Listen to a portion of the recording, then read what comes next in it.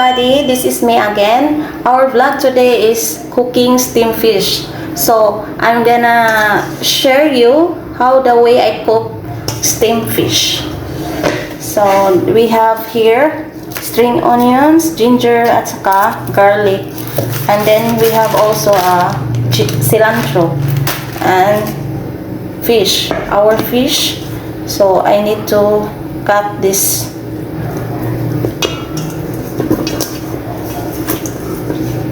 Yan, dalawa yan. So, let's clean up this fish. Yan, malinis na yung ating isda. Hinahati ko na ganito. Para mag-absorb talaga yung spices na ilalagay natin ngayon. Ayan. Pero, hugasan ko na ng asin. Wala tayong lemon. Maganda pag lemon ang ilalagay natin, guys. So, ngayon, ilalagay na natin yung isda. Lagay natin isda dito.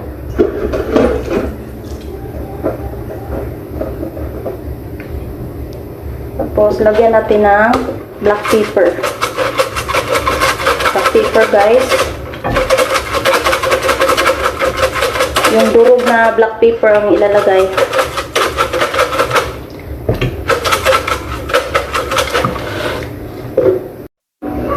Tapos, lagyan rin natin ng ganito. Garlic herbs ang tawag dito eh. So, lagyan natin. Kunti lang. Kung wala kayong ganito guys, pwede naman. Pwede lang. Basta meron lang kayong ginger, onion, saka garlic.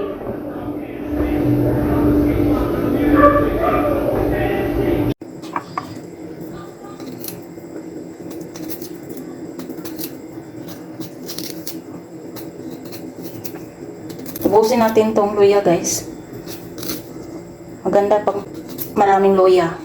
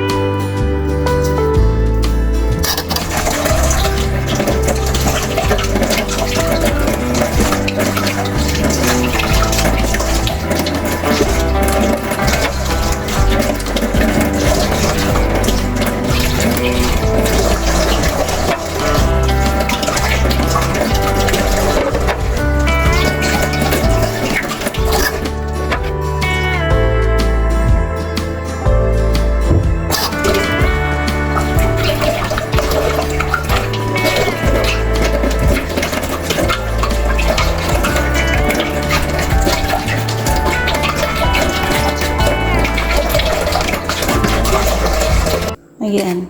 Ngayon, mag-ready tayo ng tubig. Ayan. Tapos lagyan natin ganito. Ganito ang steamer ko, guys. Pero pag meron kayong magandang steamer, much better.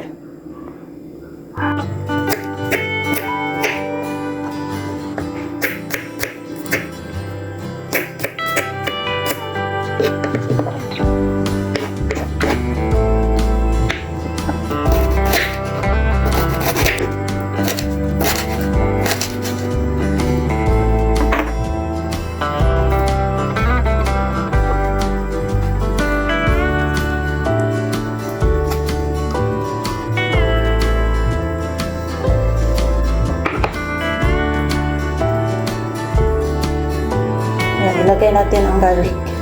Ito. Tapos, yung ginger.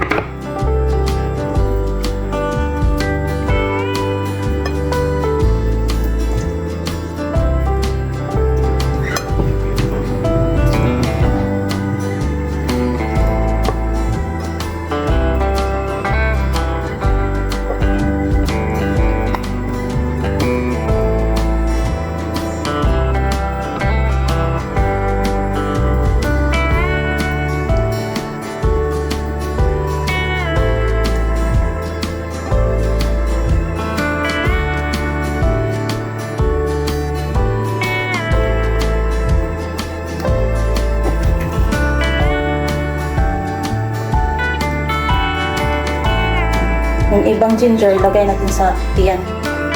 Sa loob.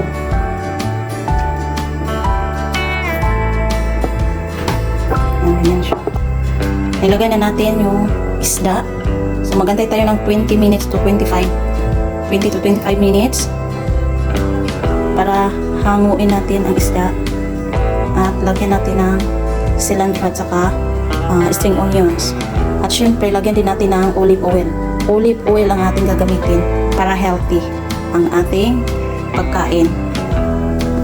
Hindi tayo gagamit ng regular oil. So sa mga bawal dyan na mantika, ayan, pasok sa inyo to ganitong kulang. Kasi hindi po tayo gumamit ng mantika. Ang gamit natin is olive oil. At saka hindi naman hindi natin kailangan ng maraming olive oil. Ayan, ito na yung ating isda, guys. Lagyan natin, garnisan natin ng string onion. Tapos cilantro.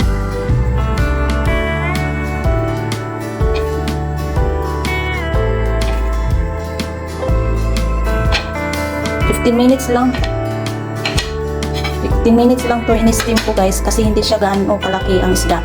Pag medyo malaki na ito, guys, kailangan 20 minutes. Mag-init tayo ng olive oil. Yan, buhos natin doon sa fish. Kailangan mainit para maluto yung dahon ng onion at saka yung cilantro. So, guys, ready na to. Ibuhos na natin dito sa ating isda.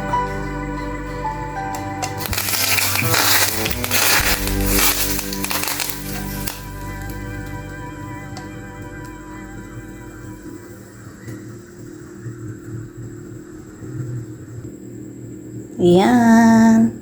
Ready na ang ating ulam ngayon. Ayan, tapos na ang ating steamed fish.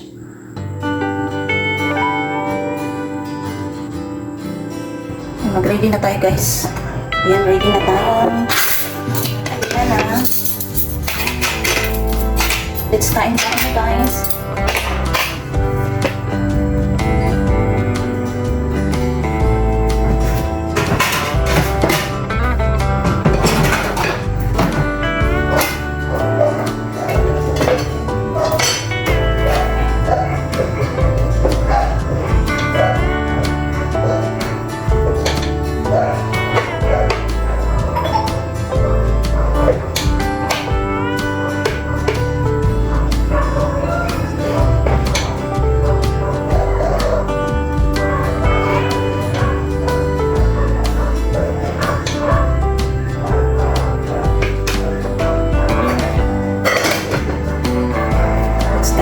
Guys, ready na ang ating ulam.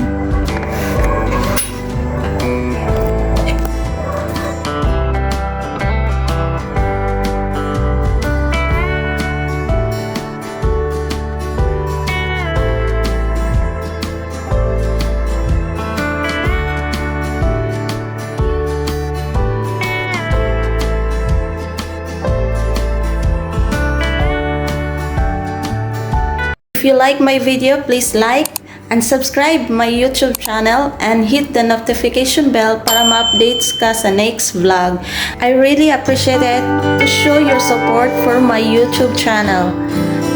Bye-bye. God bless.